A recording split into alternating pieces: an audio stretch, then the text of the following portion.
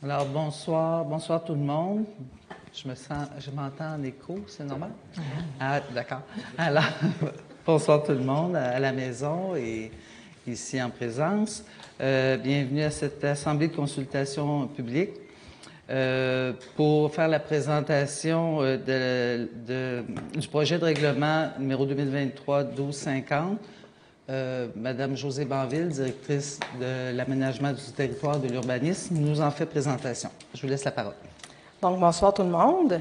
Le projet de règlement ce soir vient modifier le règlement de zonage 2015-844 et va concerner des parties de notre texte au niveau réglementaire, au niveau des bâtiments et constructions accessoires, ainsi que les usages complémentaires à un usage du groupe, services et récréation d'extérieur. Donc, le premier élément qui est modifié, c'est l'article 115 du règlement de zonage. Il est modifié de façon à autoriser les bâtiments accessoires en cours avant dans le cas de terrains adjacents à un lac situé à l'intérieur des zones de l'affectation agricole, soit les zones 7500 à 7999. Donc, peut-être une petite précision, c'est que dans le cas des terrains riverains d'un lac, la cour avant se situe du côté où est situé le chemin et non du côté du lac. Présentement, on a déjà des exceptions, donc c'est déjà permis dans les zones 3000, 3004, 3007, 3016, 3017 et 3037 qui correspondent aux lots riverains du lac du Faux, ainsi que dans les zones 7000 à 7499, soit les secteurs riverains au niveau plus de terrain de villégiature. Donc, on vient rajouter une exception pour les terrains situés dans l'affectation agricole. L'autre élément qui est modifié concerne maintenant le tableau 3 de l'article 115, qui concerne notamment tout ce qui est les normes de localisation pour les bâtiments accessoires. Donc, la modification consiste à venir ajouter la ligne 5.2 dans le tableau pour autoriser les escaliers extérieurs menant à l'étage dans le cas d'un bâtiment accessoire dans les cours avant, latérales et arrière et de prévoir les distances des limites de terrain. Donc, on voit ici dans le tableau 5.2, que maintenant, les escaliers extérieurs seront autorisés en cours avant. Cependant, ils seront autorisés en marge des cours avant uniquement si les terrains sont dans une zone où on autorise les garages en cours avant, ainsi que dans les marges et cours latérales et arrière. Et au niveau des distances, dans le cas d'un bâtiment en cours avant, la distance sera de 3 mètres d'une ligne de propriété, alors que pour les garages dans les cours latérales et arrière, la distance sera de 30 cm au niveau des limites de propriété. L'autre élément qui est modifié maintenant concerne l'aménagement d'un deuxième étage pour les bâtiments accessoires isolés, ainsi encore une autre modification concernant les escaliers extérieurs qui vont mener au deuxième étage de ces bâtiments accessoires-là. Donc, présentement, on a l'article 125 du règlement de zonage qui concerne la hauteur maximale d'un bâtiment accessoire isolé.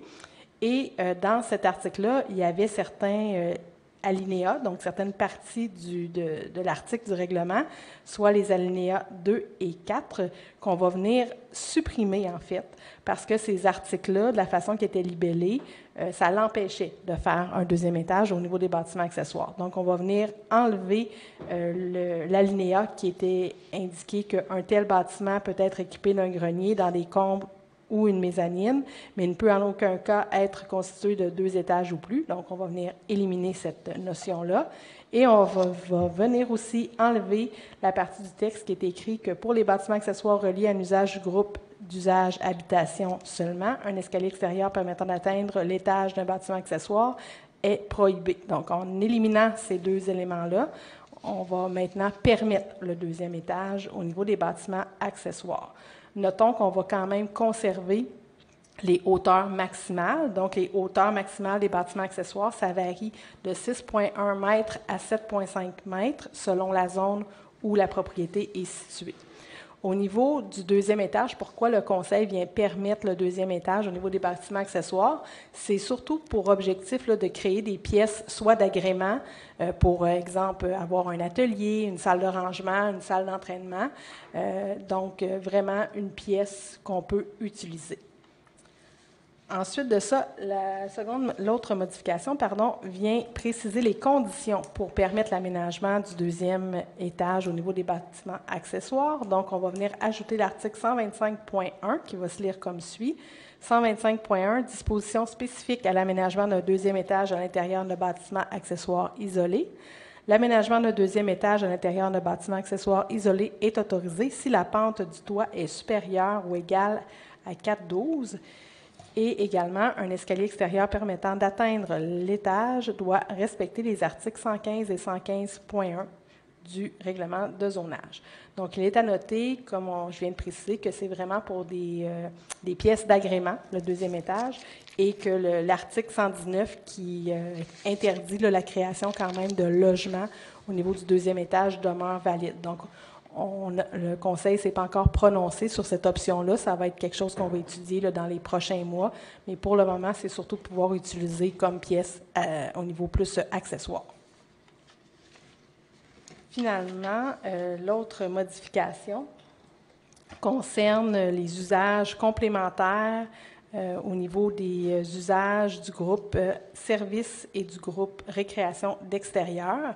Donc, ce qu'on veut venir faire ici, c'est de venir autoriser comme usage complémentaire les usages de restauration et de bar pour les classes spécifiques d'usage services de culture et éducation et services de divertissement et loisirs qui font partie du groupe service, ainsi que tous les usages du groupe récréation d'extérieur.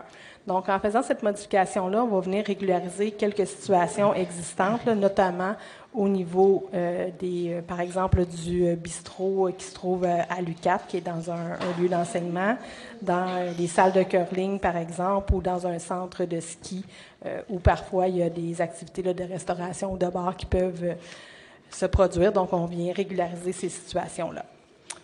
Donc, au niveau du calendrier d'adoption, il y a eu d'abord l'avis de motion et le premier projet de règlement qui a été déposé le 29 mai dernier.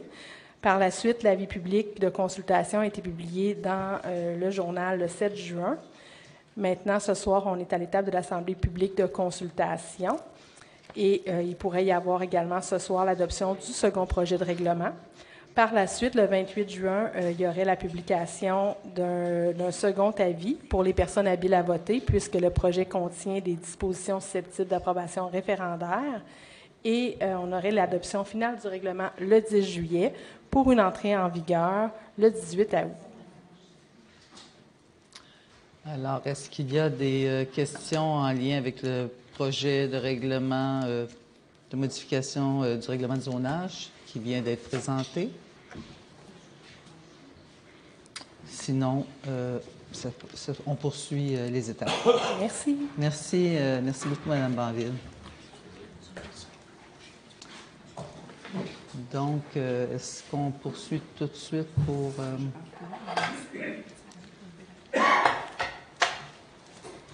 Alors, on vous revient à l'instant pour la séance régulière.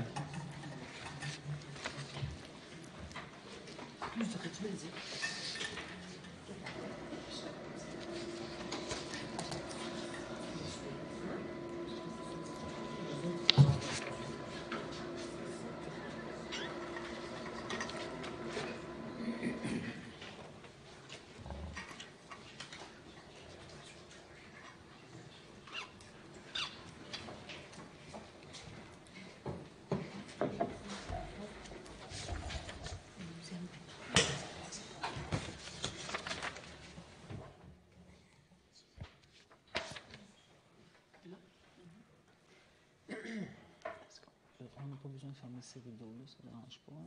Non? OK.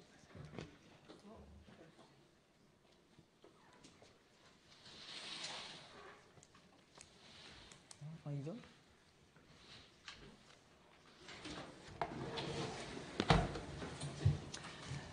Alors, bonsoir tout le monde. Bonsoir aux gens en présence à la salle du conseil. Bonsoir à vous à la maison pour cette séance régulière de votre conseil de ville. Alors, dans un premier temps, l'adoption de l'ordre du jour, Madame la greffière. Oui, donc quelques ajouts ce soir. En octroi de contrat, un contrat pour des jeux aquatiques à la plage Kiwanis. Dans les procédures administratives, l'appropriation de sommes pour financer les jeux aquatiques du Kiwanis.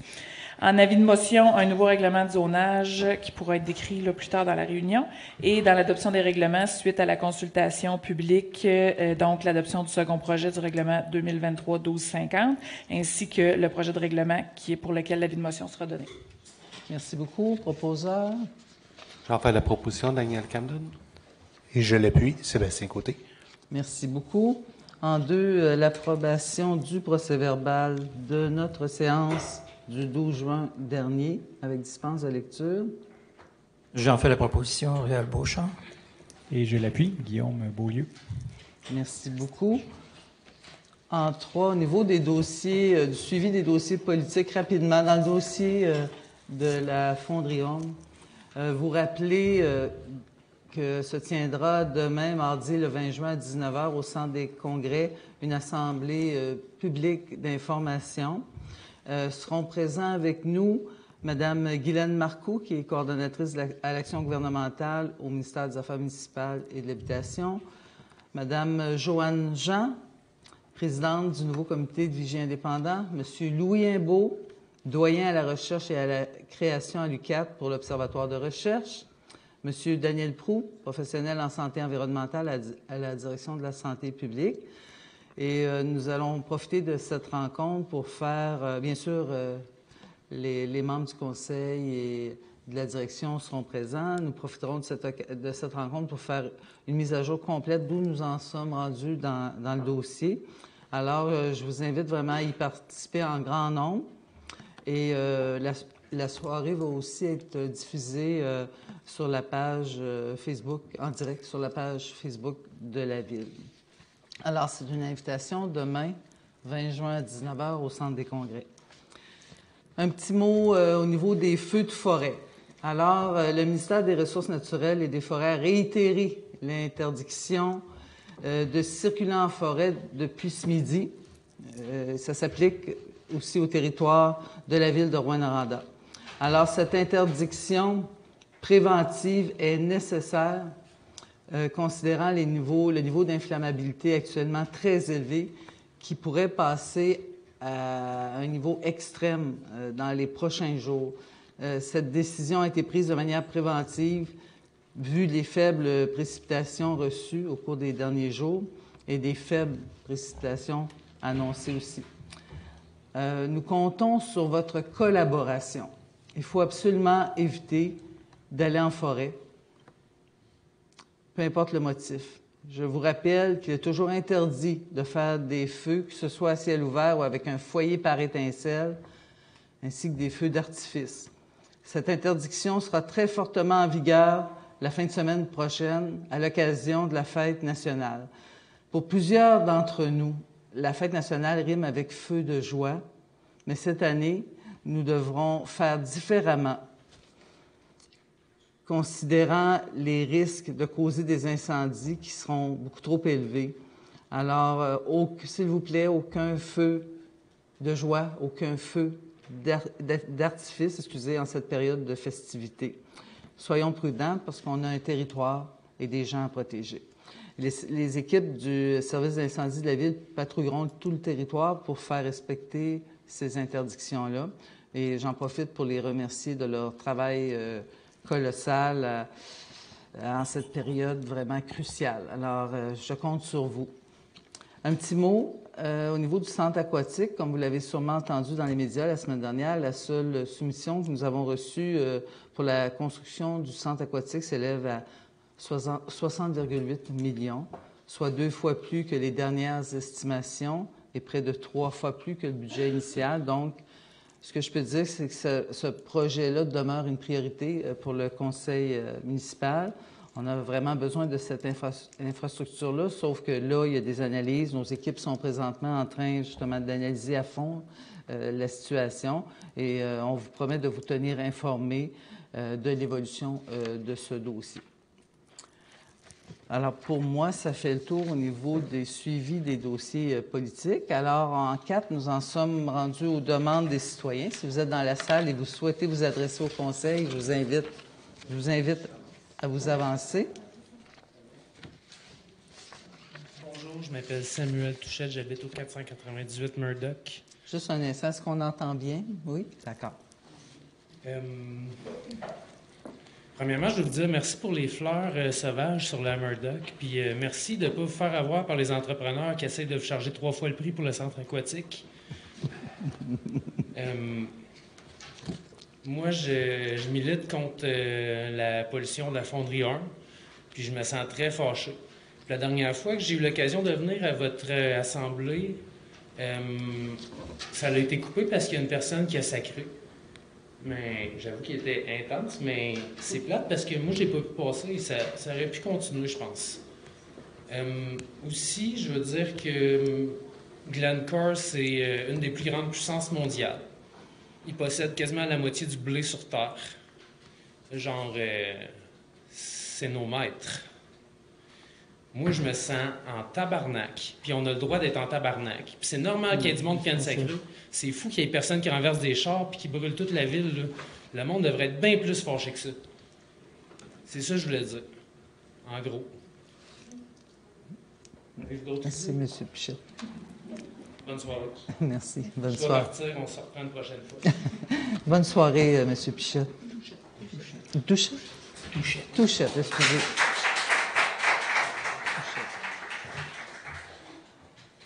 Est-ce que d'autres personnes? Oui.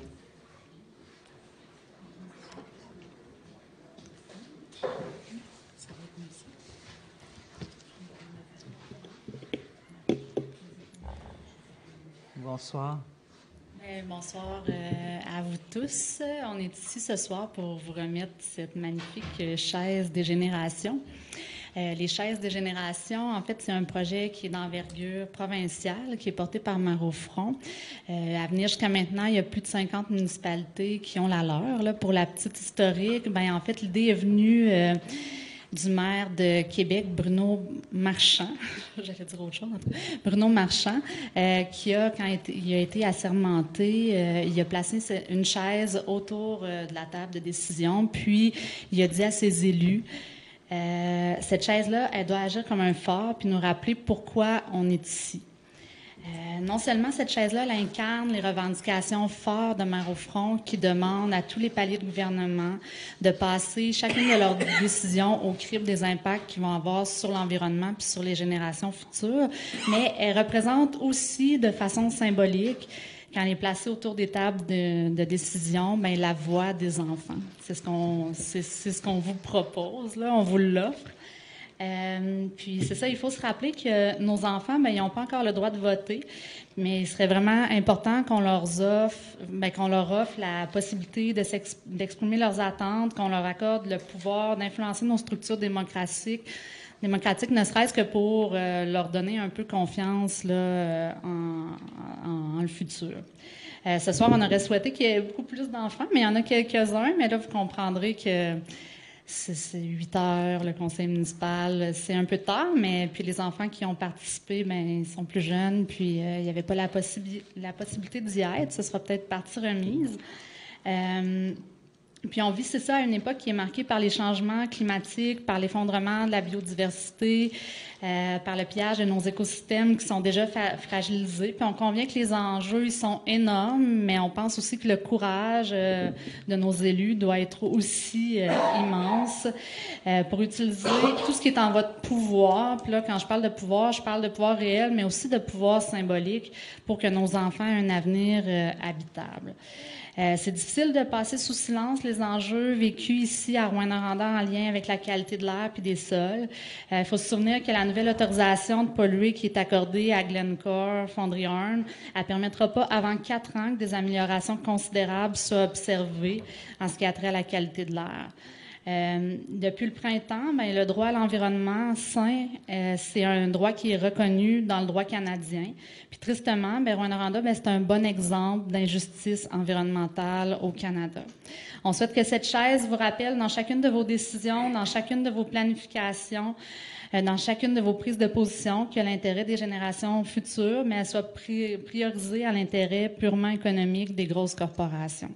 Donc voilà, on vous l'offre, puis on souhaite l'avoir autour de votre table pour que vous y pensez à chaque fois que vous vous réunissez. Merci beaucoup.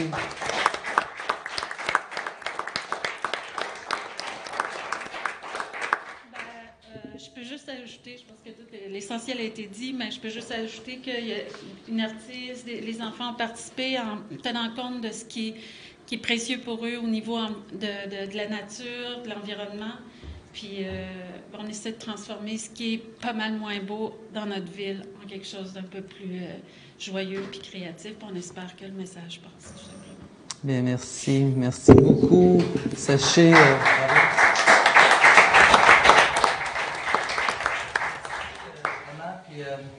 Juste quelques mots pour vous dire que, bien sûr, pour nous aussi, la jeunesse, l'environnement, c'est une priorité. Ce soir, d'ailleurs, nous allons adopter notre planification stratégique où on vient dire que la vision de la ville, puis je vais le lire pour dire notre vision. Rouyn-Noranda est une ville verte et effervescente dans laquelle ses citoyennes et ses citoyens sont fiers de s'y épanouir. C'est la vision que la Ville s'est donnée. Et vous l'avez certainement entendu la semaine dernière, on a adopté notre politique de participation citoyenne. Et puis, dans cette politique-là, vous nous rejoignez, on se rejoint tout à fait parce que on a dit qu'une des actions qui va être de cette politique-là, c'est de mettre en place un conseil jeunesse pour entendre leur voix, pour entendre ce qu'ils ont à dire. Vous nommiez l'importance de leur donner la parole. C'est ce qu'on fait par le Conseil jeunesse. Et puis, ce qu'on souhaite, c'est que le Conseil jeunesse, lorsqu'il va être élu, lorsque les jeunes élus vont composer le Conseil jeunesse, parce que ça se fait en collaboration avec le Centre de services scolaires, on souhaite qu'ils puissent s'occuper de garder vivante ce que vous nous proposez ce soir et d'en prendre vraiment possession, puis de s'assurer que ça dure pendant des années, pour toujours nous rappeler l'importance de la jeunesse et de l'environnement. Merci beaucoup.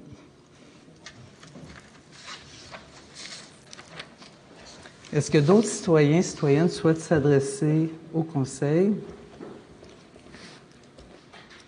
Bonjour. Moi, c'est Michel Scudé-Toilette. Je réside au 16A, rue Monseigneur, Réaume-Ouest. Je viens vous faire le suivi de ma question par rapport à la collecte de fonds pour l'échantillonnage de neige cet hiver à laquelle j'ai participé. Ce serait le fun que la Ville puisse contribuer d'une façon ou d'une autre à ce projet-là. J'avais fait la question, il me semble, au mois de janvier, là, de mémoire, ça ne me revient pas. Mais ma question, j'ai eu l'idée, en me promenant sur la principale, qu'on arrange les lumières pour la rue piétonne. Je ne sais pas si c'est possible d'enlever les lumières qui sont non fonctionnelles, juste pour rendre... en tout cas, juste laisser les piétons et les rues qui sont ouvertes dans des cycles de lumière. Je ne sais pas si c'est possible de faire ça. Peut-être que ça pourrait aider, ça pourrait être plus le fun, ça pourrait être plus convivial pour... Je comprends pas exactement. Je vais essayer de me reformuler. Quand je m'en allais vers le Vieux-Noranda, c'est la principale. Puis sur la rue piétonne, qui est super le fun d'ailleurs. Mais si vous parlez de la rue Gamble, on n'a pas le choix de la garder. Non, c'est pas là. Okay. C'est ça. Quand je suis direction nord sur la principale, j'arrive vers juste avant l'hôpital, là, sur la rue Terminus. Puis il y a la lumière verte qui est pour la principale pour tourner à droite, qui est encore allumée. Okay.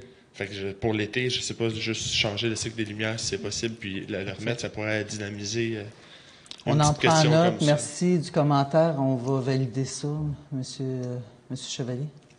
Puis, la même chose pour au niveau de la Gamble puis de la principale. La Gamble, ça, pour l'apéro, je pense. En tout cas, juste arranger les lumières, ça pourrait dynamiser le tout. Bravo pour l'initiative. Merci beaucoup. On en prend note. Merci.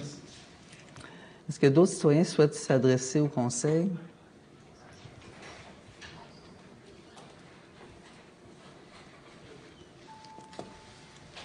Bonsoir tout le monde.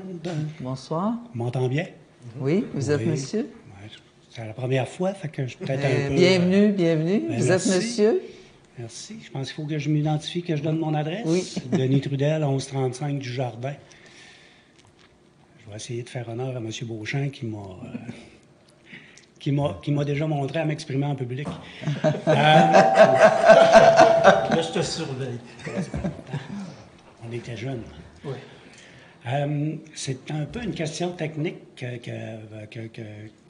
qui m'a popé ces dernières journées avec l'expropriation, puis la zone d'expropriation qui va devenir une propriété, corrigez-moi si je me trompe, de Glencore. La zone tampon, vous parlez? Oui.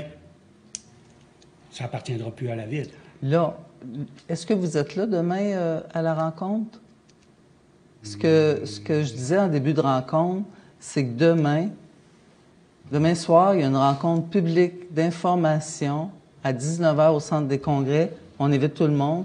On va vous donner le topo au niveau de la zone tampon, tout ça, où on en est rendu dans l'évolution des dossiers. Chaque personne responsable des dossiers, que ce soit au niveau de la ville, des affaires municipales, de la santé publique, l'UQAT, les gens vont être là pour vraiment donner le topo demain soir, le 20.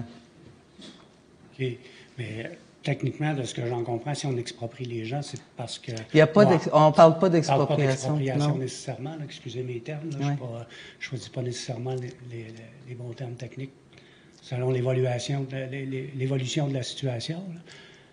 Mais en bout de ligne, on s'entend que les terrains deviennent la propriété ultimement de Glencore. Donc, ma question est technique au niveau qu'à l'époque, je travaillais pour une firme d'ingénierie qui avait eu un mandat de la ville de s'assurer que toutes les eaux de ruissellement qui provenaient des terrains de Glencore, de la fonderie, allaient être interceptées puis éliminées des réseaux d'égouts de la ville de Rouyn-Noranda, de manière à arrêter les problèmes d'érosion par ces eaux-là qui étaient acides à l'époque, puis qui endommageaient les infrastructures de la ville de Rouyn-Noranda. Ma question est à savoir, est-ce qu'il y a quelque chose de prévu à ce niveau-là, étant donné qu'ils vont devenir propriétaires d'une partie des terrains, puis qu'ils vont... Au niveau de la zone tampon, il reste des analyses, des discussions à avoir. À ce stade-ci, moi, ce soir, je ne suis pas en mesure de répondre pour l'eau de ruissellement, mais certainement que ça doit être des choses qui doivent être regardées là, par nos équipes, parce que il faut, c'est un dossier d'envergure, il faut penser chaque chose, mais ce que vous nommez, je l'ai noté, mais je suis certaine que c'est certainement prévu dans les étapes éventuelles. Là. Si vous me permettez, Mme Dallaire, M. Trudel, oui, déjà les discussions, quand le gouvernement a annoncé la zone tampon, inévitablement, nos équipes techniques ont été sollicitées parce qu'on a dit, OK, c'est où, ça commence, c'est quoi vous proposez, ça arrête où. Là, on a expliqué la problématique des services parce que c'est beau enlever les maisons, mais il reste quand même de la mécanique sous terre. Donc, il y avait un paquet d'éléments qu'on a commencé à répondre, là. Puis, mais je vous rassure que ces éléments-là ont été pris en considération par notre service d'ingénierie, là. Absolument. Mais il reste encore comme Mme Dallaire le disait encore, plusieurs choses à clarifier. Madame Ramséoul?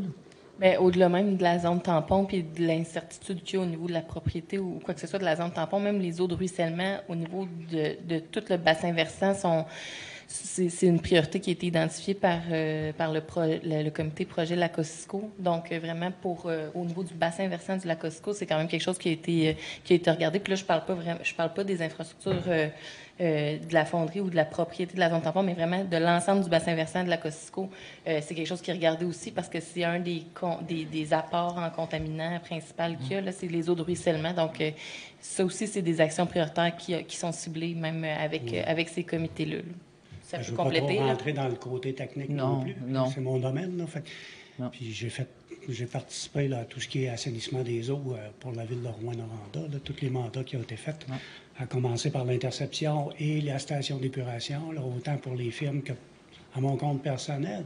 Mais il faut savoir que quand on parle d'eau de ruissellement, on parle de bassin unitaire, donc les eaux de surface sont mélangées avec les égouts sanitaires. Le poste de Noranda, c'est un poste qui écrête présentement, là, qui ramasse autant les eaux sanitaires que donc, moi, je pense. Dans quelle mesure ça va c'est déjà entamé, puis c'est prévu Donc, que les citoyens se retrouvent à payer par leurs taxes, traiter des eaux contaminées là, d'un terrain qui va devenir la propriété c'est clairement d'une compagnie privée. Là.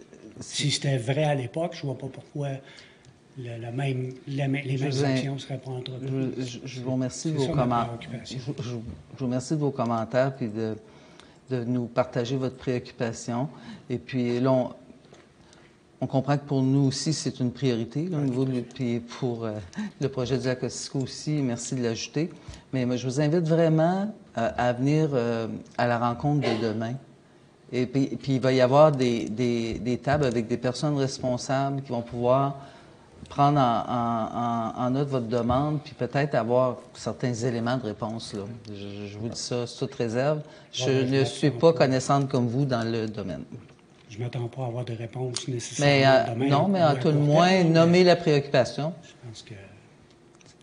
J'espère que ça est déjà pris en considération. Mais, oui. Merci beaucoup de votre intervention, M. Trudel. Merci. Je voulais vous féliciter pour le travail que vous faites. C'est pas du travail qui est facile. Là. Être pris entre l'arbre et l'écorce, c'est pas tout le temps là. C'est ça. Si tout le monde travaille ensemble, le problème, c'est pas entre nous autres, c'est entre la ville de Rouen et une multinationale. On continue de travailler ensemble. Merci beaucoup, M. Trudel. Merci.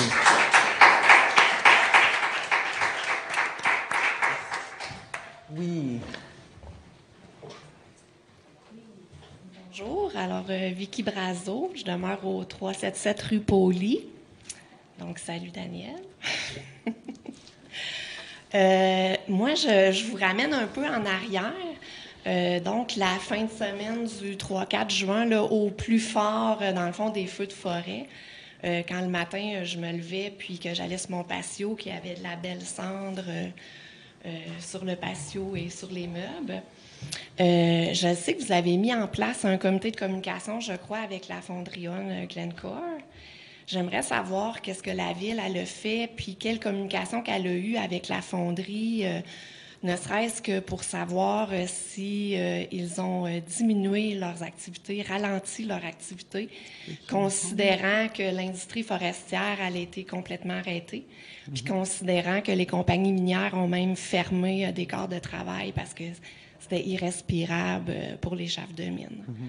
Fait que je me demande, la fonderie, elle, est-ce qu'elle a tenu compte qu'on avait un nuage de fumée qui, les métaux lourds, on sait bien, au lieu de se propager au gré du vent, tombait directement dans nos cours à plus forte concentration? Simplement vous dire que les discussions avec la fonderie, avec la santé publique, avec l'environnement, avec le ministère des Affaires municipales sont constantes. Monsieur Chevalier, je ne sais pas si vous pouvez amener quelques précisions. Peut-être, Mme Brazo, vous dire que effectivement, là, ces préoccupations-là, ils ont été transmises aux gens de Glencore. Eux nous ont assuré qu'à ce moment-ci, là, ils étaient en mesure de valider quand, par exemple, on a parlé d'espèces de soufre dernièrement, que ça goûtait plus, qui avait la capacité, il y avait les instruments qui lui permettaient de mesurer justement quand il approchait un seuil, disons, là, puis j'ai peut-être pas nécessairement les termes exacts, là, mais il y avait la capacité justement de monitorer, d'apporter les ajustements nécessaires. Donc, à ce moment, il y a un débat là, qui existe, à savoir est-ce que les feux de forêt ont causé du souffle et non. Bon, on ne rentrera pas là-dedans ce soir parce que je pense qu'on finira plus là. Mais il y aurait pu y avoir certains éléments, bien qu'en date d'aujourd'hui, on n'est pas en mesure de vous le confirmer hors de tout doute. Là. Mais la fonderie était au courant de ça et je pense qu'ils nous ont confirmé qu'ils surveillaient ça de très, très près. Là. OK, mais ils n'ont pas ralenti leurs activités. Je ne suis pas en mesure de vous confirmer ça, Mme Brazo, s'ils ont changé le procédé de production ou s'ils ont, comme vous dites, ralenti la production. Je ne suis pas en mesure de vous le dire, mais ils nous ont confirmé qu'il y avait les outils pour faire en sorte qu'à un moment donné, là, ça lui permettait de contrôler justement ce qui pouvait sortir, là, en fin de compte. Mais au niveau de la production, je ne suis pas en mesure de vous dire ça. Il faudra lui poser la question directement. Je vous invite à aller à leur bureau des relations avec les citoyens, là, à Noranda. Vous aurez très certainement la réponse de M. Simon Landry, là, qui est là 5 jours semaine. Là. Puis justement, dans ce genre de questions-là, qui méritent une réponse, là, sera en mesure normalement de vous donner l'information nécessaire. OK. Puis, dernière chose, parce que ça ne sera pas possible pour moi d'être là demain soir, j'aurais bien aimé, mais travail oblige. Concernant la zone tampon, moi, je proposerais qu'un référendum serait très pertinent, puis qu'on aille une bonne fois pour toutes la réponse de la population de Rouyn-Noranda concernant la zone tampon. Merci, Mme Brazo.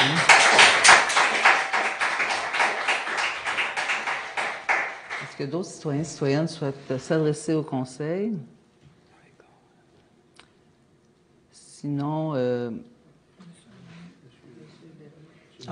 Bernier.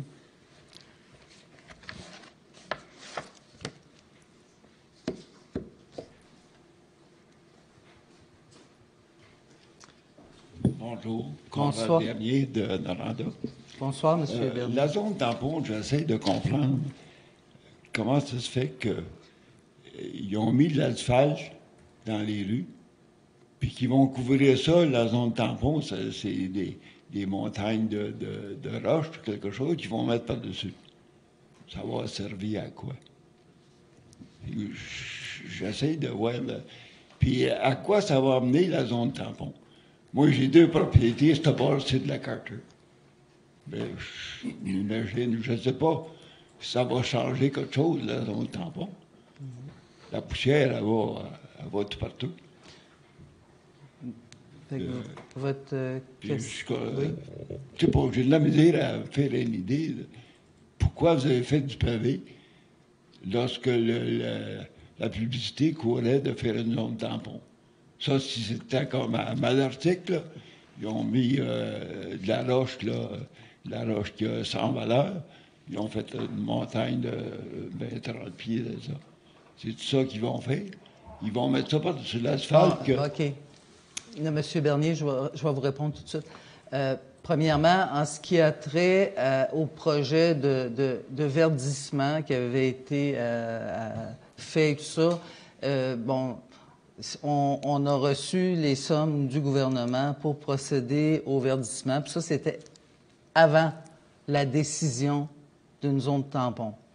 Alors, les travaux ont été faits, puis certains vont être bien corrects d'avoir été faits, mais c'est sûr que la zone tampon, ce qui est prévu, on n'a pas tous les détails, mais ce que je peux vous dire, la vision de la Ville, du Conseil, de la direction au niveau de la zone tampon, c'est une zone verte.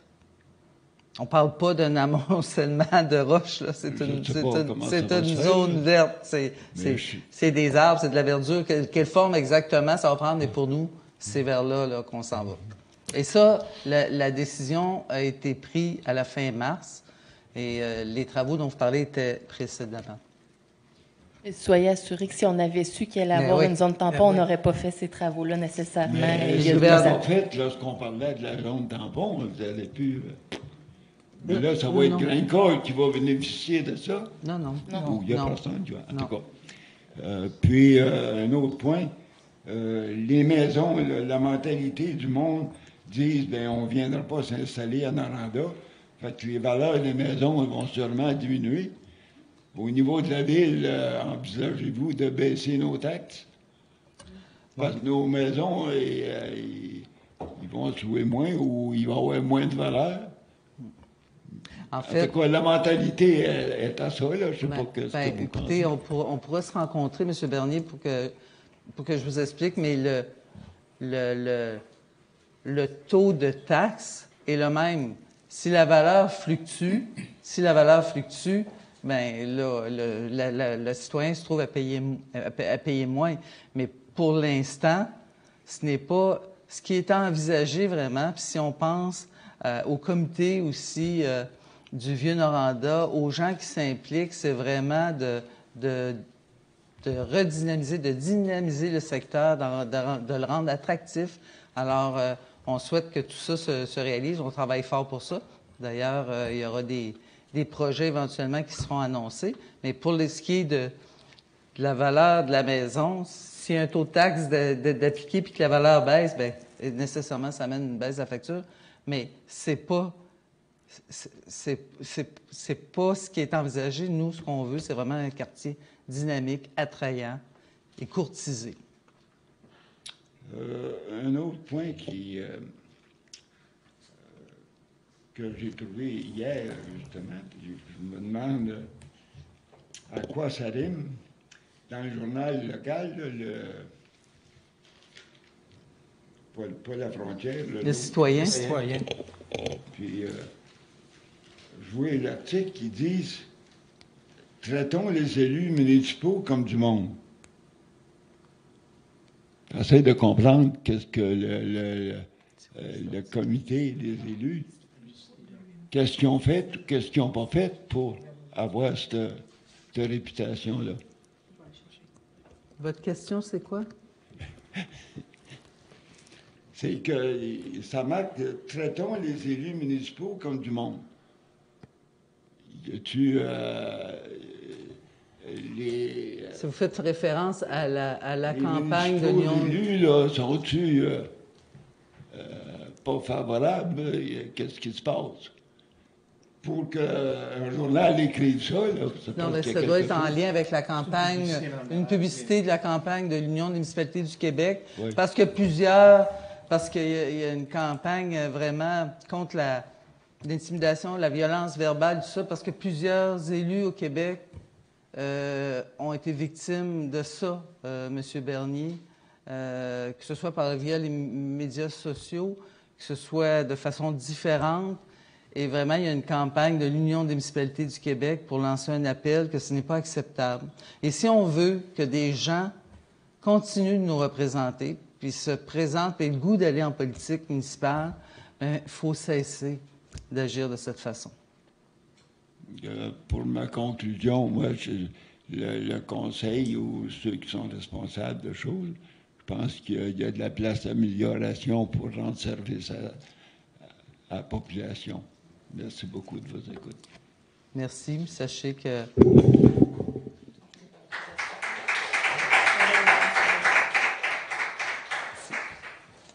Est-ce qu'il y a d'autres citoyens qui souhaitent s'adresser au conseil? Sinon, M. Côté... J'aurais peut-être juste rajouté, Diane, que demain, pour une question de la zone tampon, la santé publique va être là pour expliquer vraiment la délimitation et pourquoi ils sont arrivés à cette recommandation-là. Fait que M. Bernier, je pense que vous allez être là, mais demain, la santé publique devrait répondre à cette question-là, parce que vous n'êtes pas le seul à vous la poser. C'est à vous, M. Côté. Donc, au point 5.1, je fais-tu si peur que ça? Non, partez pas. Bonne fin de soirée. Donc, au point 5.1, 2359 rue des Coteaux, présenté par M. Michel Tourini. Un avis défavorable du CCU relativement à la hauteur de la clôture. Donc, j'en fais la proposition. Est-ce qu'il y a des commentaires dans la salle? Sinon, proposeur? Et je l'appuie, Cédric Laplante. J'avais fait la proposition, mais... OK, d'accord. Donc, un proposeur appuyable, tout le monde est d'accord? Oui. Merci. Au niveau des affaires générales, M. Chevalier. Oui, même dans la gestion du personnel, donc, on parle de 11 embauches cette semaine, encore une fois, pour des emplois d'été, essentiellement animation jeunesse et aux espaces verts. On parle de 11 personnes.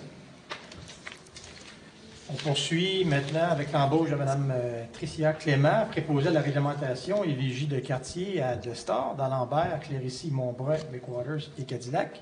Mme Clément possède un certificat en administration ainsi que plusieurs années d'expérience au service à la clientèle. Par la suite, la nomination de Mme Fanny Urtubise, agente de billetterie et de projets culturels. Mme Urtubise occupe un poste régulier de commis caissière au Théâtre du Cuivre et assume actuellement une grande partie de ses tâches.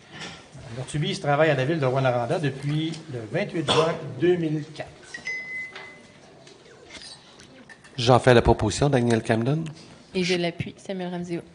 Merci beaucoup. Je suis avec les octrois de contrats. Préparation de terrain forestier, secteur Brasseur, contrat octroyé à les débusqueuses Ménard et Frères Incorporés au montant de 73 296,56 taxes incluses, étant la seule reçue et conforme. Reboisement été 2023 sur les blocs de l'eau intramunicipaux de la ville de Rouyn-Noranda à Dextera Group Incorporé, Outland, au montant de 86 707,43 taxes incluses, étant la seule reçue et conforme.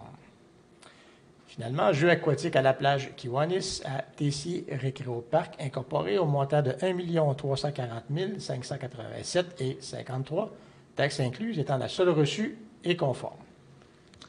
Proposeur. J'en fais la proposition, Yves Trollet. Et je l'appuie, Réal Beauchamp. Merci beaucoup.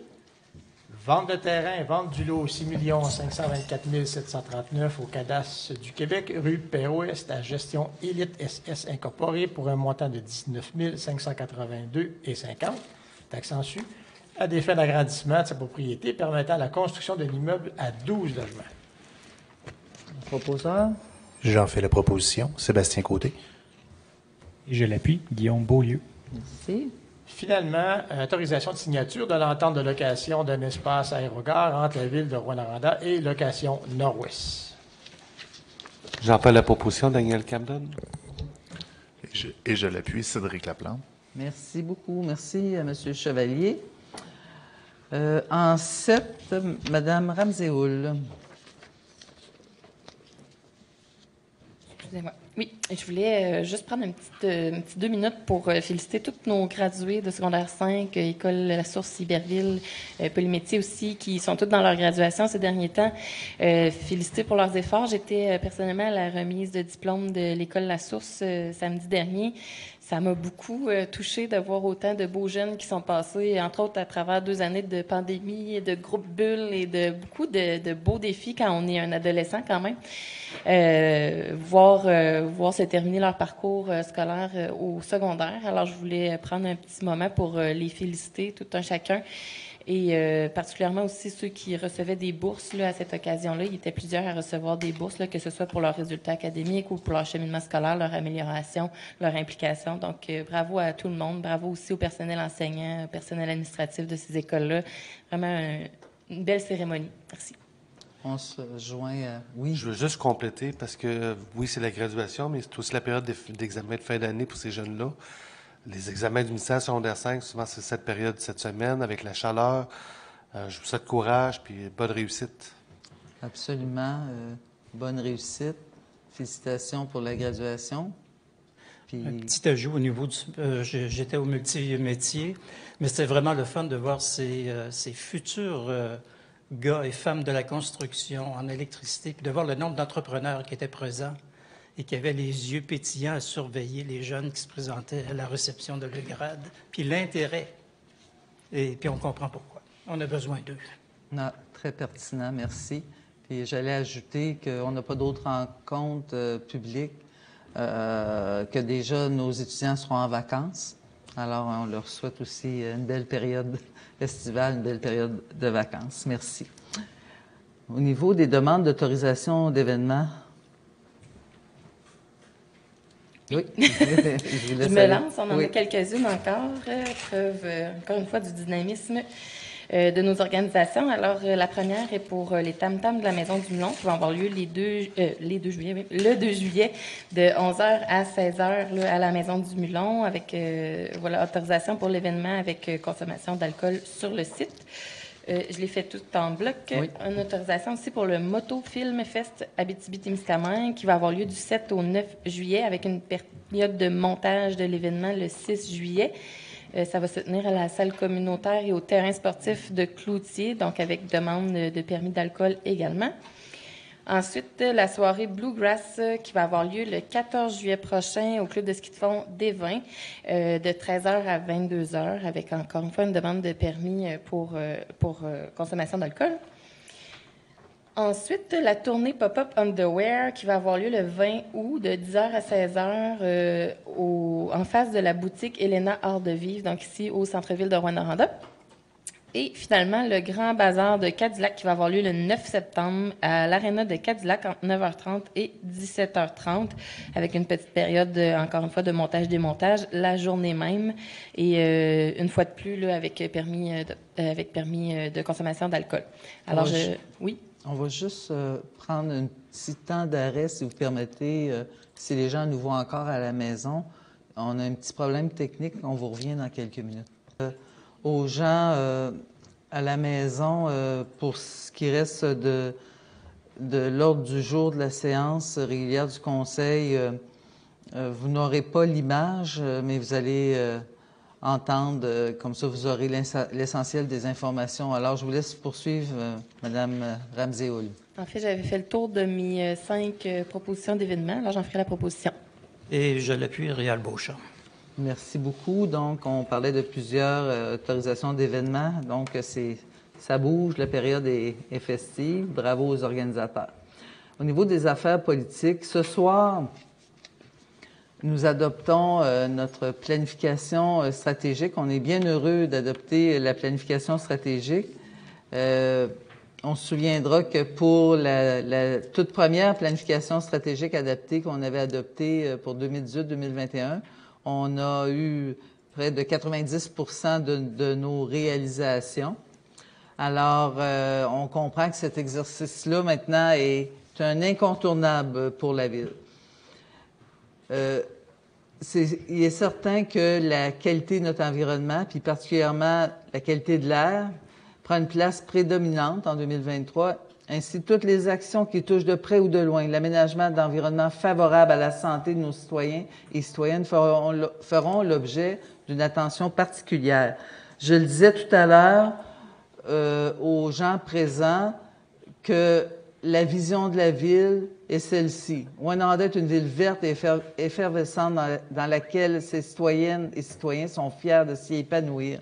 Alors, la démarche de planification stratégique qu'on a réalisée suite aux élections de 2021 nous permet vraiment d'actualiser notre mission, notre vision, nos valeurs.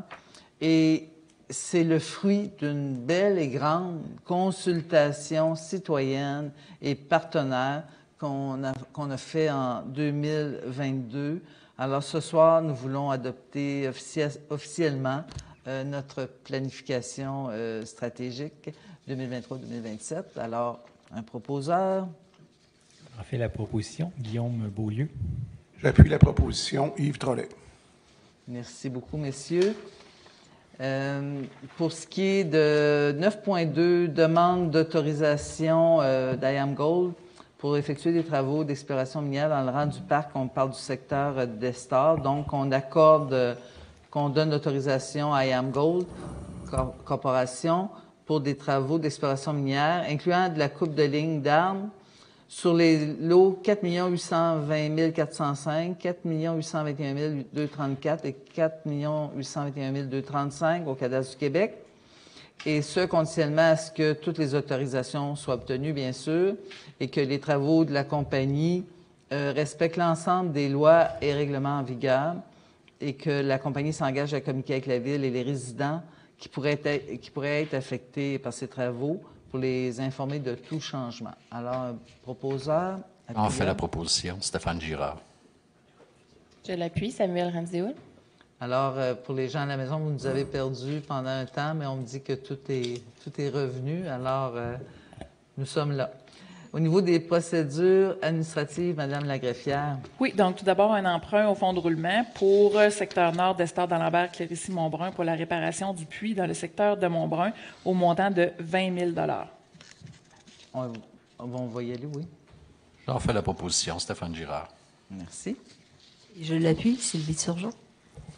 Ensuite, une opération comptable, donc il s'agit de transférer des activités de fonctionnement aux activités d'investissement pour l'achat de 2 véhicules qui étaient loués par la Ville et qui, là, on en fera l'achat de façon officielle. J'en fais la proposition, Samuel Ramsey-Wood. Et je l'appuie, Cédric Laplante. Merci. Ensuite, une servitude d'empiètement d'une enseigne sur le lot 3 964 166. On est dans le secteur de la rue Saguenay, en faveur du 1000 rue Saguenay qui appartient à 92 95 56 24 Québec Inc. J'en fais la proposition, Daniel Camden. Et je l'appuie, Cédric Laplante. Merci beaucoup. En 10.4, la mise à jour de la liste des personnes autorisées à signer toute transaction concernant l'immatriculation, le transfert de propriété et tout autre acte impliquant les véhicules de la Ville. Est-ce qu'on a besoin de nommer les gens, non? Non, en fait, il s'agit d'une mise à jour là, d'une résolution qui était déjà existante. D'accord. J'en fais la proposition, Samuel Ramsey-Wood. Je l'appuie, Guillaume Beaulieu. Et finalement, en lien avec le contrat qui est octroyé pour les Jeux aquatiques au Kiwanis, considérant là, les coûts prévus et le budget, donc à même les sommes déjà disponibles à la Ville pour des infrastructures sportives, il y a lieu d'aller chercher un 105 000 dans l'excédent accumulé. On fait la proposition, Sylvie Turgeon. Et je l'appuie, Réal Beauchamp. Merci beaucoup. Il n'y a pas de recommandation des conseils de quartier. L'approbation des comptes au montant total de 5 717 257 et 16 sous. J'en fais la proposition, Yves Drolet. Et je l'appuie, Guillaume Beaulieu. Merci beaucoup.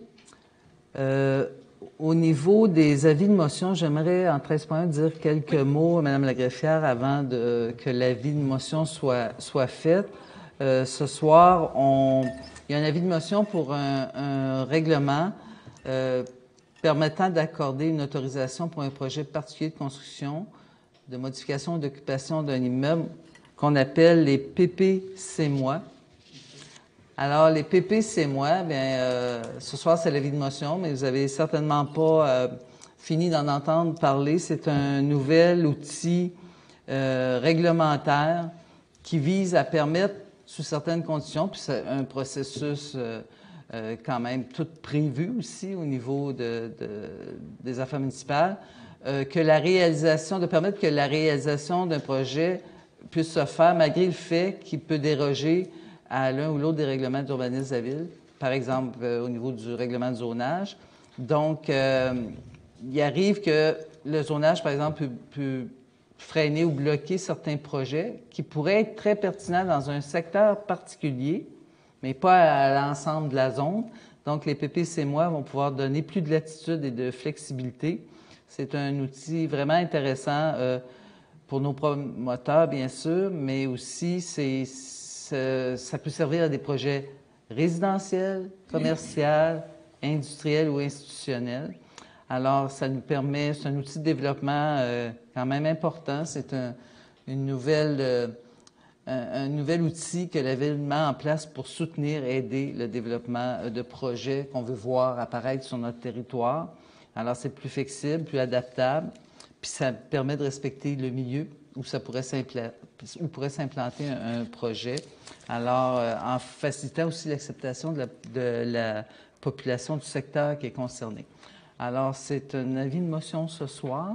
Oui, pour le règlement, justement, sur les projets particuliers de construction, de modification ou d'occupation d'un immeuble.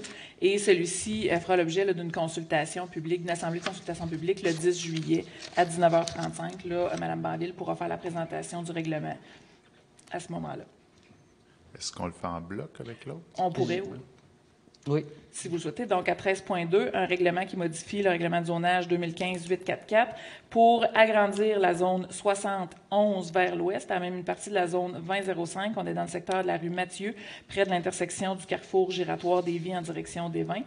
Ensuite, modifier la grille des spécifications de cette zone-là afin d'y autoriser la construction potentielle d'un écocentre. Et finalement, modifier la grille des spécifications de la zone 5007 dans le quartier d'Alembert afin d'établir le nombre maximal de logements par bâtiment à 2. Pour l'avis de motion? Je propose la motion, Cédric Laplante. Merci beaucoup. Alors, en 14, les règlements. Oui, donc l'adoption finale du règlement 2023-1247 qui modifie le règlement de zonage 2015-844 pour encadrer la prestation de services mobiles à partir d'une résidence. En 14.2, le règlement 2023-1248 qui modifie aussi le zonage pour la zone 21-39 dans le secteur du Vieux-Noranda sur la Murdoch et 30-78 dans le secteur de la rue Manta. En 14.3, l'adoption du règlement 2023-1251 qui modifie le règlement sur la tarification globale pour augmenter les frais aéroportuaires à partir du 1er juillet 2023. Suite à l'avis de motion donné précédemment, donc accorder une autorisation pour un projet particulier de construction, modification, occupation d'un immeuble, le PPC-moi. Suite à la consultation publique qui a eu lieu juste avant la séance publique, l'adoption du second projet de règlement 2023-1250 pour les bâtiments accessoires là, avec un deuxième étage, service de bar en usage complémentaire à certaines activités. Et finalement, suite à l'avis de motion donné juste avant, concernant règlement de zonage, concernant la localisation éventuelle d'un écocentre dans le secteur de la rue Mathieu et l'ajout d'un deuxième logement en ruralité dans le secteur de D'Alembert. Alors, un proposeur? J'en fais la proposition, Daniel Camden. Et je l'appuie, Cédric Laplante. Merci beaucoup. Donc, il n'y a pas de journalistes. Nous en sommes donc à la levée de la séance. Je fais la proposition, Sylvie Turgeon. Je l'appuie, Samuel Ramsey-Hood. Merci beaucoup à tous. Merci à vous à la maison. Bonne semaine, bon congé de la Saint-Jean et je vous rappelle prudence au niveau des incendies de forêt. Merci, bye-bye.